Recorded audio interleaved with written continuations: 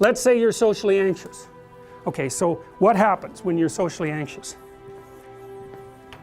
You go to a party, your heart's beating. Why? The party is a monster. Why? Because it's judging you. And it's judging you, it's putting you low down the dominance hierarchy, because that's what a negative judgment is. And that interferes with your sexual success. And that means that you're being harshly evaluated by nature itself. Right? So you are confronting the dragon of chaos when you go into the social situation. And so what do? You're like this, right? You hunch over, and that's low dominance. I'm no threat. It's like, well, that's not going to get you very far. You know, but that's a logical thing to do in the face of a tyrant. So I'm no threat. You know, you look at the king and you're dead. I'm no threat. I'm hunched over. And then what's happening internally? What are people thinking about me? What are people thinking about me? Am I looking stupid? Am I looking foolish? Geez, I'm awkward. I hate being here. Man, I'm sweating too much. It's all internalized, right? It's all self-focused.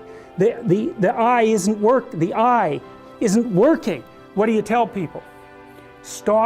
Don't stop thinking about yourself, because you can't. It's like, don't think of a white elephant. White elephant, white elephant, white elephant. You can't tell someone to stop thinking about something because they get caught in a loop. What you do with socially anxious people is you say, look at other people. Look at them, right? Why? Because if you look at them, you can tell what they're thinking.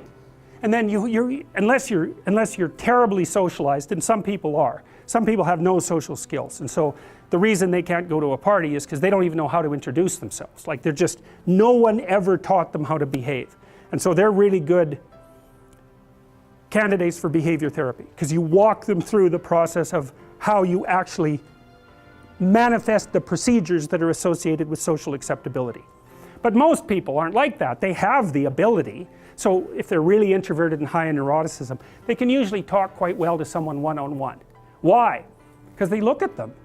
Well, if I look at you, it's another thing to do if you're ever speaking to a group of people. Never speak to the group of people. That doesn't exist. You talk to individuals, and then they reflect for you the entire group, because they're all entrained. So you look at one person, they broadcast to you what everyone's thinking, and you know how to talk to one person. So it's easy. So as soon as you focus on the person, not you, you push your attention outward, use your eye, you push your attention outward, and you start watching. Well, then all your automatic mechanisms kick in, and you stop being awkward. Because if we're talking, and I'm looking here, I don't know what you're going to do next, and I'm going to put disjunctions into the, like, they're like bad chords in the melody of our conversation. And the reason is I'm not paying attention. So that's why the eye is the thing at the top of the pyramid. It's like the thing that enables you to win the set of all possible dominance hierarchies is the eye. Pay attention. Pay attention. That's the critical issue. That's why the Egyptians worshipped Horus. That's why Horus was the thing that rescued Osiris from the depths. It's the capacity to pay attention. What do you pay attention to most? What your right hemisphere signals as anomalous. It attracts your attention. It's like, this isn't going quite right. I'm not looking at that. Wrong. That's what you look at. That's what you look at. What's not going right, because that's the terrible monster that might eat you, but it's also the place you get all the information. So that's why it's useful to have discussions with your enemies, because they will tell you things you do not know. And that's such a great thing, because if you don't know them, well, you're not very smart, are you? You know, there may be a time when you go somewhere that's the thing you need to know. And maybe your enemy will tell you why you're such a fool, you know, and a bunch of other things that aren't true too.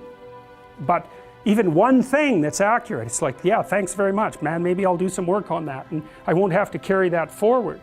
So, and then that's part of the reason, again, why the terrible predator, it's always the terrible predator that has the gold. It's like, it's the person who delivers the message you do not want to hear. So it's rough, but it doesn't matter. Life is rough.